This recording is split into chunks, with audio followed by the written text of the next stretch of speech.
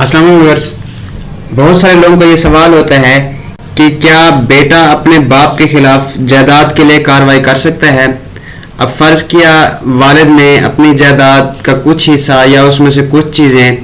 وہ اس نے اپنے کسی ایک بیٹے کے نام کر دیں، یا آگے اس نے کسی کو فروخت کر دیں،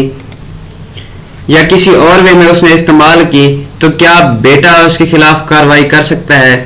تو جی بالکل نہیں، بیٹا باپ کے خلاف جائیداد کے لیے کارروائی نہیں کر سکتا، کیونکہ جب تک والد خود زندہ ہے، وہ حیات ہے، تو وہ پراپرٹی اس کی ملکیت ہے، وہ اس کا جو استعمال کرنا چاہے وہ اس کو کسی کو دینا چاہے، کسی ایک بیٹے کو دینا چاہے،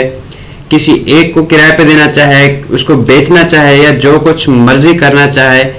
تو بیٹا اس کے خلاف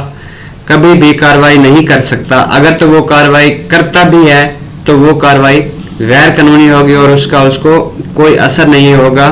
کوئی فائدہ نہیں ہوگا۔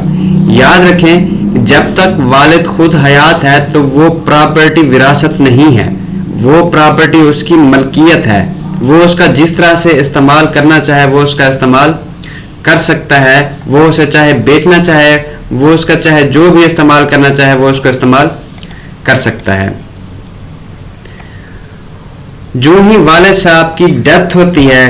وہ اپنی وفات کے بعد وہ جو پراپرٹی باقی رہ گئی وہ وراثت بن جاتی ہے۔ اب اس ٹائم میں جب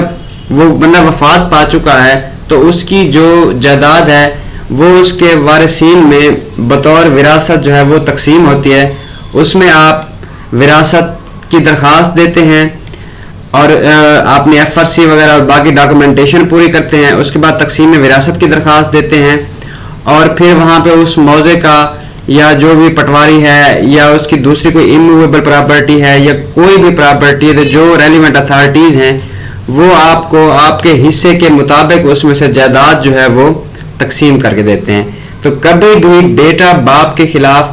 اپنی جائیداد کے لیے کوئی بھی درخواست جو ہے نہیں دائر کر سکتا اور نہ ہی اس کے اوپر کوئی کارروائی کر سکتا۔